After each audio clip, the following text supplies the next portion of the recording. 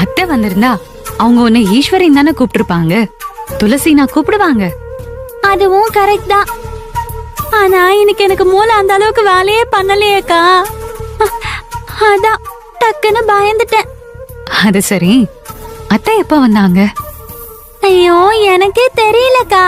என்ன சொல்ற? உனக்கு தெரியலையா? ஆமாக்கா, அந்த நைனாவும் அவன் புள்ள பக்ரியும் சேர்ந்து பண்ண கூத்துல நான் இன்னைக்கு காலையில இருந்து ஒரு போன் கூட பண்ணி பேசல.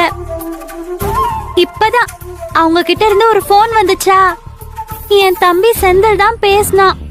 நான் அவங்க கிட்ட போன்ல தான் பேசிட்டு இருந்தேன். அப்போ அத்தை எப்ப வந்தாங்கன்னே நான் கவனிக்கலக்கா. அவன் கிட்ட பேசி முடிச்சிட்டு இப்படி பாக்குறேன், அப்படியே நிக்கிறாங்க அத்தை. எனக்கு உடம்பே வெலவெலத்து போச்சுக்கா. அந்த நேரம்னு பார்த்து நீங்க வேற வந்துட்டிய பாருங்க. அத்தை ரொம்ப குழம்பி போயிட்டாங்க. பாவட தாவணியில ஒரு ஈஸ்வரி, சேலையில ஒரு ஈஸ்வரின்னு சொல்ல ஆரம்பிச்சிட்டாங்க.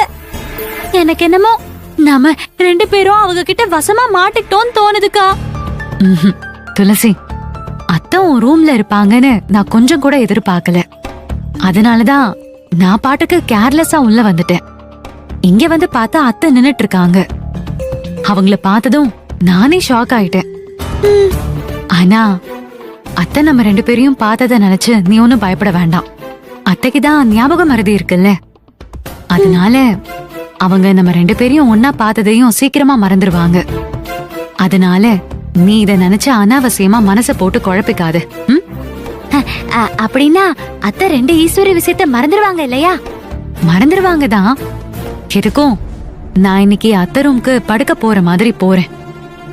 அத்தை ஒருவேளை இந்த விஷயத்த மறக்காம ஞாபகம் வச்சுக்கிட்டு ஏதாவது கேட்டாங்கன்னா நான் அவங்கள ஏதாவது சொல்லி சமாளிச்சுக்கிறேன். சரியா? சரிக்கா சரிக்கா. சரி, நீ தூங்கு, டென்ஷன் ஆகாத. அக்கா அக்கா அக்கா.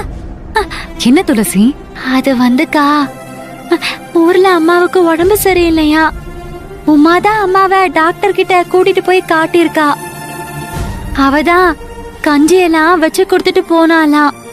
இத தம்பி சொன்னதுல இருந்து எனக்கு அம்மாவை பார்க்கணும் போல இருக்குக்கா. அம்மா கூடவே இருந்து அவங்கள பாத்துக்கணும்னு மனசு துடியா துடிக்குதுக்கா. ஆனா நான் ஊருக்கு போனா அந்த மலைமாடு பையகிட்ட மாட்டிப்பேனே, அத நினைச்சாதான் என்ன பண்றதுனே புரிய மாட்டேங்குது. நீ கவலைப்படாத, நாளைக்கு நான் போய் உன் அம்மாவை பாத்துட்டு வரேன். ஏக்கா, நீங்க என்னக்கா சொல்றீங்க? நீங்க எனக்கு பதிலா ஊருக்கு போறீங்களா? உங்களுக்கு பதிலா நான் ஸ்டேஷனுக்கு போகணுமா? ஐயோ, என்னையா